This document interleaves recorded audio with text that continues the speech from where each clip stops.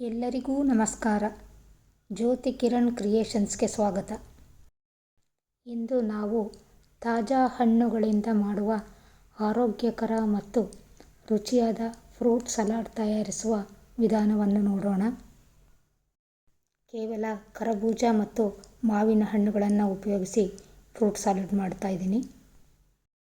ಬೇಕಾಗುವ ಪದಾರ್ಥಗಳು: ಕರಬೂಜ ಹಣ್ಣು, ಮಾವಿನ ಹಣ್ಣು 2, ಹಾಲು 1 ಲೋಟ, ಗ್ಲುಕೋಸ್ ಸ್ವಲ್ಪ, ಜೇನುತುಪ್ಪ 2 ಚಮಚ, ಒಣ ದ್ರಾಕ್ಷಿ ಸ್ವಲ್ಪ.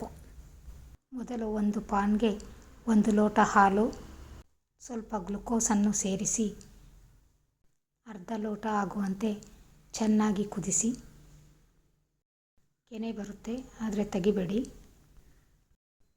ತಾಜಾ ಹಣ್ಣುಗಳಿಂದ ತಯಾರಿಸಿದ ಆರೋಗ್ಯಕರ ಮತ್ತು ರುಚಿಯಾದ ಈ ಡೆಸರ್ಟ್ ದೇಹಕ್ಕೆ ಅಗತ್ಯವಾದ ಪೋಷಕಾಂಶಗಳು, ವಿಟಮಿನ್ಗಳು ಮತ್ತು ಶಕ್ತಿಯನ್ನು ನೀಡುತ್ತದೆ. ಬೇಸಿಗೆ ಸಮಯದಲ್ಲಿ ತಂಪಾಗಿ ಹಾಗೂ ಆರೋಗ್ಯಕರವಾಗಿ ತಿನ್ನಲು ಇದು ಅತ್ಯುತ್ತಮ ಆಯ್ಕೆ. ಮಕ್ಕಳಿಂದ ದೊಡ್ಡವರವರೆಗೂ ಎಲ್ಲರೂ ಇಷ್ಟಪಡುವ ರುಚಿಯಾದ ಡೆಸರ್ಟ್ ಇದು.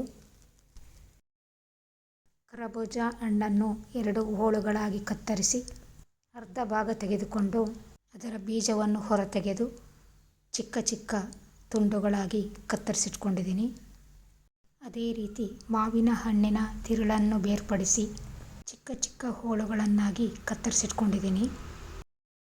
ಕರಬೂಜ ಮತ್ತು ಮಾವಿನ ಹಣ್ಣುಗಳ ಸಿಹಿ ರುಚಿ ಮತ್ತು ನೈಸರ್ಗಿಕ ಪೋಷಕಾಂಶಗಳಿಂದ ತುಂಬಿರುವ ಈ ಫ್ರೂಟ್ ಸಲಾಡ್ ದೇಹಕ್ಕೆ ಶಕ್ತಿ ಮತ್ತು ತಾಜಾತನ ನೀಡುತ್ತದೆ.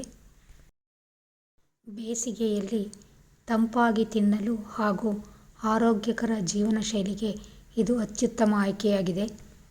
ಈಗ ತಣ್ಣಗಾಗಿರುವ ಹಾಲಿಗೆ ಕತ್ತರಿಸಿಟ್ಟುಕೊಂಡ ಕರಬೂಜ ಹಾಗೂ ಮಾವಿನ ಹಣ್ಣಿನ ತುಂಡುಗಳನ್ನು ಹಾಕಿ ಸ್ವಲ್ಪ ಜೇನುತುಪ್ಪ ಸೇರಿಸಿ ಚೆನ್ನಾಗಿ ಮಿಕ್ಸ್ ಮಾಡಿ.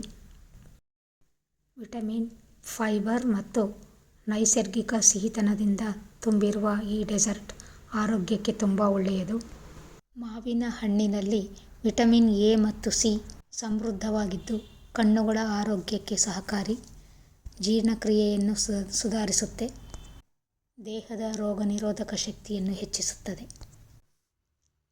ಕರಬೂಜ ದೇಹವನ್ನು ತಂಪಾಗಿರಿಸಿ ದೇಹ ಹೈಡ್ರೇಟ್ ಆಗಲು ಸಹಾಯ ಮಾಡುತ್ತದೆ, ತೂಕ ನಿಯಂತ್ರಣಕ್ಕೆ ಸಹಕಾರಿ, ಚರ್ಮಕ್ಕೆ ಹೊಳಪು ನೀಡುತ್ತದೆ.